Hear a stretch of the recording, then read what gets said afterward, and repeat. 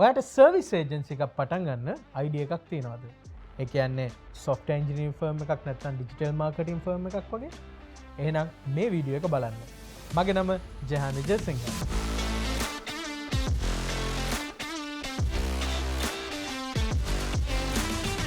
අද අපි unicorn factory එකේ කතා කරන්නේ ඔබ මේ සර්විස් ඒජන්සි එකක් පටන් ගන්නවා නම් මොනවද ඔයා සැලකිය යුතු කරුණු කියලා. ගොඩක් අයට තියෙන ස්ටාර්ට්අප් අයිඩියා එකක් තමයි මේ software engineering firm එකක් පටන් ගන්නවා කියන එක.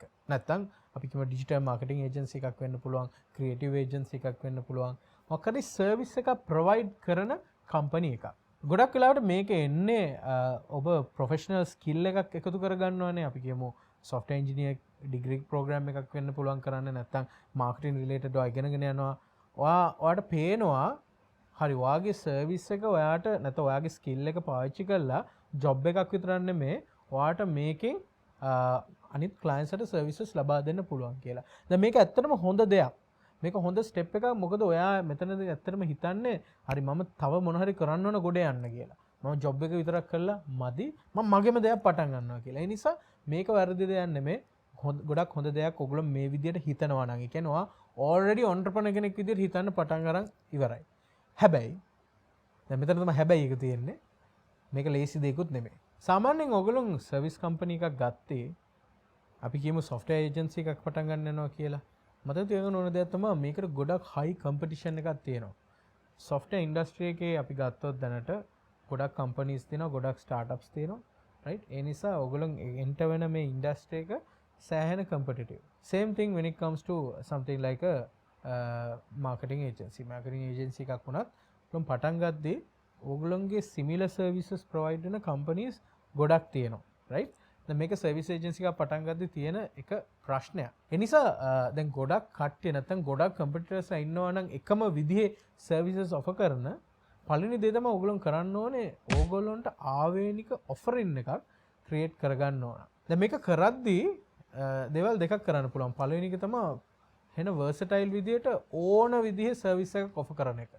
ඒ කියන්නේ ඔයා software firm එකක් නම් ඔයා mobile development කරනවා, web development කරනවා, මේ game development කරනවා, right? ඒ වගේම website develop කරනවා, right? website design කරනවා. හැමදේම UX engineering කරනවා. හැමදේම කරනවා. අනිත් මාර්ගය තමයි ඔයා specialize කරන එකකට. ඔයා කියනවා මම මගේ agency එකෙන් කරන්නේ high end mobile apps design කරන එක විතරයි. and I'm expert in it. මුල් අවධියේදී මේ දෙකම හොඳ නැහැ. මේ මුල් අවධියේදී මගේ recommendation එක තියෙන්නේ මේකේ hybrid approach එකක් යන්න ඕන. ඔයගොල්ලෝගේ model එකක් නැත්නම් process එකක් හරියට ඔයගොල්ලන්ට ආවේනික model එකක් නිර්මාණය කරගන්න ටිකක් ඔයගොල්ලෝ market එක experiment කරලා බලන්න අවශ්‍යයි. දැන් මෙතනදී මම ওই point එකට ආයෙන්නම්.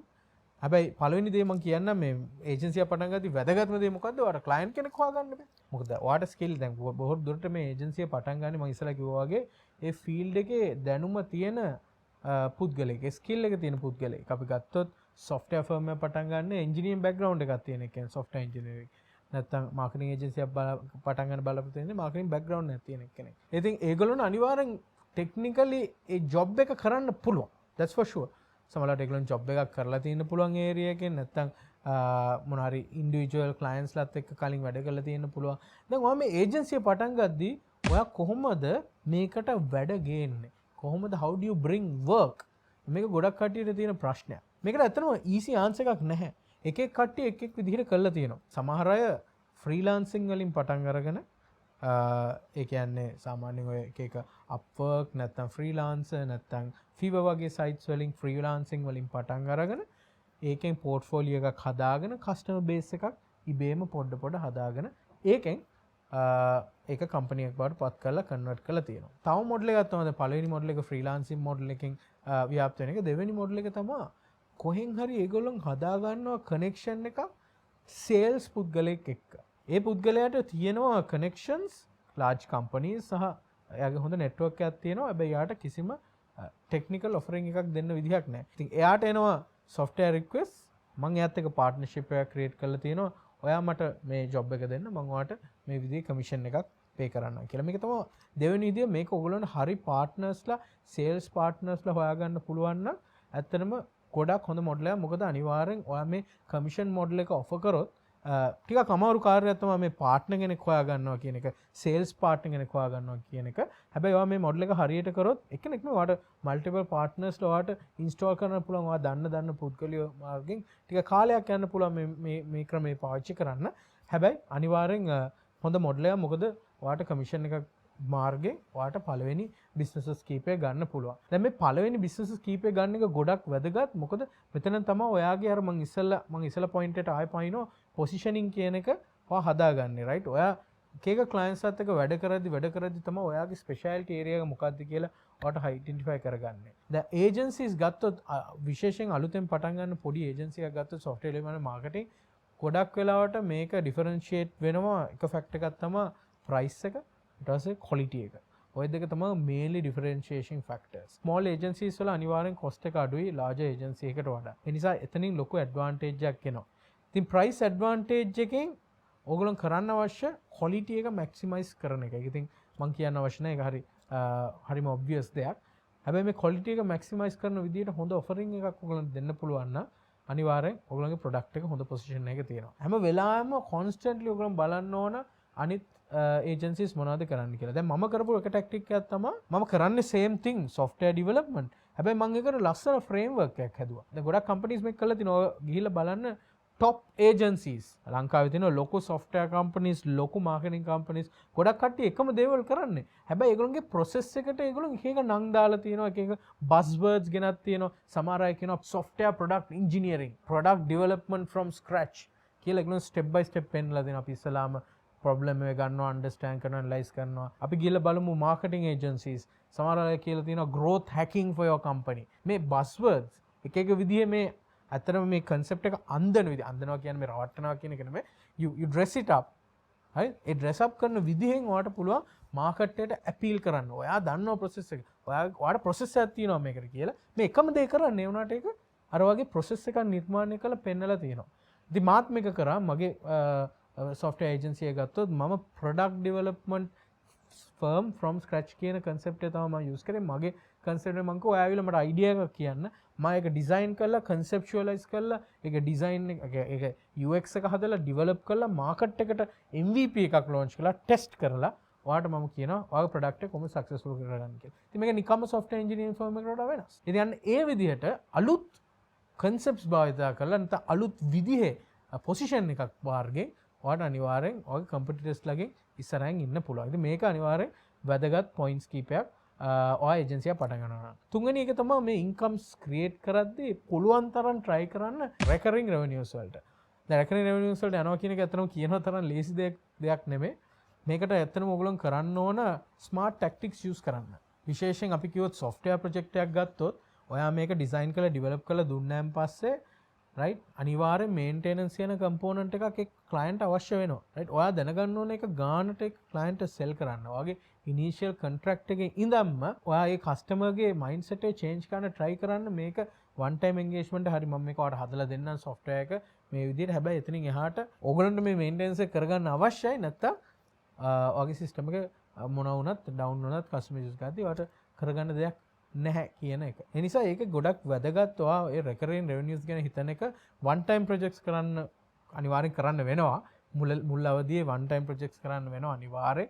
නැහැ කියලා ඒවට එපා කියලා කියනවා නෙමෙයි. හැබැයි පුළුවන් තරම් try කරන්න customers ලව convince කරගන්න monthly payment option එකකට one time fee එකට වඩා අඩු වෙන්නත් පුළුවන්. ඒ වුණාට ඒ විදිහට ඔයාලට අනිවාර්යෙන් monthly operating cash එකක් business එකට inflow වෙනවා. one time projects ගත්තොත් income එක ගන්නට නැති වුණාට expenses නම් ඔයගලන්ට monthly තියෙනවා. ඒ නිසා recurring revenue එක ගැන ගොඩක් වෙලාවට ඔයගලන් සැලකිය බැලිය යුතුමයි. හතරවෙනි point එක තමයි ඔයගලගේ expenses optimize කරන එක. ගොඩක් කට්ටිය මේ agency එක පටන් ගද්දී ලස්සනයි. හරි අපි ව්‍යාපාරයක් පටන් ගත්තා කියලා හොඳ ජවයක් එනවා. ඒක හොඳ දෙයක්. හැබැයි එතනින් ඒගොල්ලෝ කාන්නේ වියදම් කරන්න පටන් ගන්නවා. කොහෙන් හරි කැපිටල් එකක් හොයා ගන්නවා. කියලා එක පාටම වියදම් කරනවා ඔෆිස් එකක් ගන්නවා රෙන්ට් එකට. රයිට්? නැත්තම් ගිහලා ලොකෝ ස්ටාෆ් එකක් හයර් කරනවා. නැත්තම් ඩිවයිසස් ගොඩක් ගන්නවා. කරලා ඒගොල්ලෝගේ එක පාටම එක්ස්පෙන්සස් උඩට දා ගන්නවා ඉන්කම් එක ක්‍රියේට් කරන්න කලින්. බිස්නස් එක රෙජිස්ට්‍රේෂන් එක උනත් ඔයගොල්ලන්ට ඉනිෂියලි කරන්න අවශ්‍ය නැහැ. හරියට වැලිඩේට් කරලා බලන්න. ඒ පළවෙනි කස්ටමර්ස්ලා ටික අනිවාර්යෙන් ඔයගොල්ලෝ එකතු කරගෙන ඉන්න. ඔයගොල්ලෝගේ expenses maximize කරන්න කලින් මම කරපු ටෙක්නික් එකක් කියන්න. මගේ පළවෙනි එන්ජිනියර්ස් ටික මම ෆුල් ටයිම් ගත්තෙත් නැහැ. ඒගොල්ලෝ ගත්තේ පාර්ට් ටයිම්. කොන්ට්‍රැක්ට් බේස් ගත්තේ. ජොබ් එක ආවහම කොන්ට්‍රැක්ට් බේස් අරගෙන වැඩේ කරලා වැඩේ අනිවාර්යෙන් සෙට් වුණාන් පස්සේ තමයි මම ෆුල් ටයිම් ටීම් එක හයර් කරේ. රයිට් ඒ වගේ කොස්ට් එක පුළුවන් තරම් ඔප්ටිමයිස් කරගන්න ඕන until ඔයගේ ඉන්කම් ස්ට්‍රීම් එක හරියට ෆික්ස්ඩ් ඩෙෆිනිට්ලි ඉන්කම් ස්ට්‍රීම් එකක් එන විදිහේ තැනට ගේනකම්. රයිට් ඒ එතනින් පස්සේ පුළුවන් තරම් ඔයා හදන්න ඕන ඔයගේ ප්‍රොෆිට්ස් ඔප්ටිමයිස් කරගන්න එක. තව වැදගත් පොයින්ට් එකක් තියෙනවා ඔයගොල්ලෝ සැලකී බැලිය යුතු. ඒක තමයි සර්විස් බිස්නස් එකක් ගත්තොත් සර්විස් එක ප්‍රොවයිඩ් කරන්නේ human beings ලා. ඔයගේ employees ලා. ඒ නිසා අනිවාර්යෙන් ඔයාගේ බ්‍රෑන්ඩ් එකට සහ ඔයාගේ වැඩ කරන කට්ටියට ඔයා ඉන්වෙස්ට් කරන්න අවශ්‍යයි. ඒගොල්ලෝගේ කැපැසිටි ඩෙවලොප්මන්ට් කරන්න ඕන. රයිට් ඒගොල්ලෝගේ තියෙන ට්‍රේනින් අප්ස්කිලින් කරන්න ඕන. මොකද මතක තියාගන්න ඔය ප්‍රොඩක්ට් කම්පැනි එකක් නෙමෙයි. ඔයාට ආවෙනික මුකුත් නැහැ. ඔයාගේ සර්විස් එක ප්‍රොවයිඩ් කරන ඔයාගේ එම්ප්ලොයිස් ලා. එම්ප්ලොයිස් ටික නැත්තම් ඔයාට කිසි වැලියු එකක් නැහැ. ඒ නිසා වැදගත් දෙයක් තමයි මේ එම්ප්ලොයිස්ට ඔයා ඉන්වෙස්ට් කරන එක. මම කිව්වාගේ මුල් ස්ටේජ් එකේ ඔයාට එම්ප්ලොයිස් නැහැ. ඔයා සමහරවිට ඔයාගේ පාර්ට්නර්ස් කීප දෙනෙක් එක්ක ඉතින් දැන් පොහොතුරට අපි ගත්තොත් software firms පටන් ගන්න කැම්පස් එකේ ඉන්න යාළුවෝ 5 දෙනෙක් 6 දෙනෙක් එකතු වෙලා තමයි පටන් ගන්න. රයිට්. ඉතින් අන්න ඒ වගේ ඔයගොල්ලන්ට try කරන්න පුළුවන්. තව මට මේ ඔක කියාගෙන නැද්ද මට හරි ඉන්ටරෙස්ටිං මොඩල් එකක් හම්බුණා. ඒත් මේ යුනිවර්සිටි එක කට්ටිය එකතු වෙලා කරන ස්ටාර්ට්අප් එකක්. මේගොල්ලෝ කරන්නේ ඒගොල්ලෝ ඩෙවලොපර්ස්ලා මම හිතන්නේ 5ක් 6ක් එකතු වෙලා මේක පටන් ගත්තේ පොඩි ඒජන්සියක්. ඒගොල්ලෝගේ බිස්නස් මොඩල් එක සම්පූර්ණ වෙනස්. ඒගොල්ලෝ ෆුල් ටයිම් ඩෙවලොපර්ස්ලා හොඳම ටැලන්ටඩ් 6 දෙනෙක්. ඒගොල්ලෝ කරලා තියෙන්නේ ඒගොල්ලෝගේ කම්පැනි එකට නිර්මාණය කරලා ඒ 6 දෙනාව අවුට්සෝස් කරගෙන තියෙනවා අනිත් කම්පැනිස් වලට to very high rate. right අපි කියනවා about $5,000-6,000 per month per resource. ඒතර ඒගොල්ලෝ තමයි වැඩ කරන්නේ. හැබැයි ඒගොල්ලෝ කම්පැනි එකට නෙවෙයි ඒගොල්ලෝ වෙන කම්පැනි එකට අවුට්සෝස් වෙලා තමයි වැඩ කරන්නේ. ඉතින් ඒගොල්ලෝ අනිවාර්යෙන් ෆික්ස්ඩ් 6 දෙනෙක් ඉන්නවා $6,000-36,000 රෙවෙනියු එකක් එනවා මාසෙකට.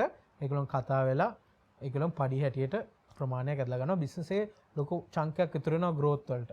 ඒකෙන් ඒගොල්ලෝ තව කට්ටිය අර ගන්නවා outsourcing වලට. බලන්න කොච්චර වෙනස් විදිහේ මොඩල් එකක්ද කියලා. right මේක සර්විස් බිස්නස් එකක් තමයි.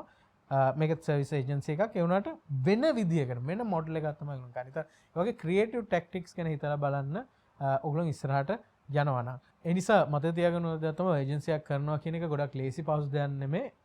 ටික කාලයක් යනවා. ඒක අනිත් එක ඔයගොල්ලෝ ලෑස්තිලා ඉන්න ඕන ටික කාලයක් හොඳට අල්ලන් ඉන්න. අර විදිහට ගොඩක් පරිස්සම් වෙන්න ඕන. ඔයගොල්ලෝගේ ඉන්කම් ලෙවල්ස් නැත්නම් ඉන්කම් ස්ට්‍රීම්ස් ඩෙවලොප් කරගන්න එක තමයි ගොඩක්ම වැදගත් වෙන්නේ. ඒ වගේම කොන්ස්ටන්ට්ලි ඉගෙන ගන්න හැටියට ඔයගොල්ලෝ ඒ ප්‍රොවයිඩ් කරන ඒ සර්විස් එක නැත්නම් ප්‍රොවයිඩ් කරන ප්‍රොඩක්ට් එකේ පොසිෂනින් එක චේන්ජ් කරගන්න දැනගන්න ඕන. හොඳයි. ඉතින් එහෙනම් මම හිතනවා ඔයගොල්ලෝ හොඳ දෙයක් ගන්න ඇති කියලා මේ වීඩියෝ එකෙන්. ඔයගොල්ලෝ ඒජන්සි එකක් පටන් ගන්න ඉන්නවා නම් මම කියපු දේවල් පොඩ්ඩක් කන්සිඩර් කරලා බලන්න. ඔයගොල්ලෝ අනිවාර්යෙන් වැලියු එකක් ඇඩ් වෙයි කියලා මම හිතනවා. ඉතින් මේ වෙලාවේ මම ස්තුතිවන්ත වෙනවා US Embassy ආයතනයටත්, ඒකට අනුබද්ධ American Center ආයතනයටත් අපේ මේ ප්‍රෝග්‍රෑම් එකට ගොඩක් උදව් වෙනවාට. දිගටම Unicorn Factory YouTube channel එකත් එක්ක එකතු වෙලා ඉන්න. අපි හැම සතියේදීම මේ වගේ ඉන්ටරෙස්ටිං වීඩියෝස් අරන් ඔයගොල්ලෝගේ ගෙදරට එනවා.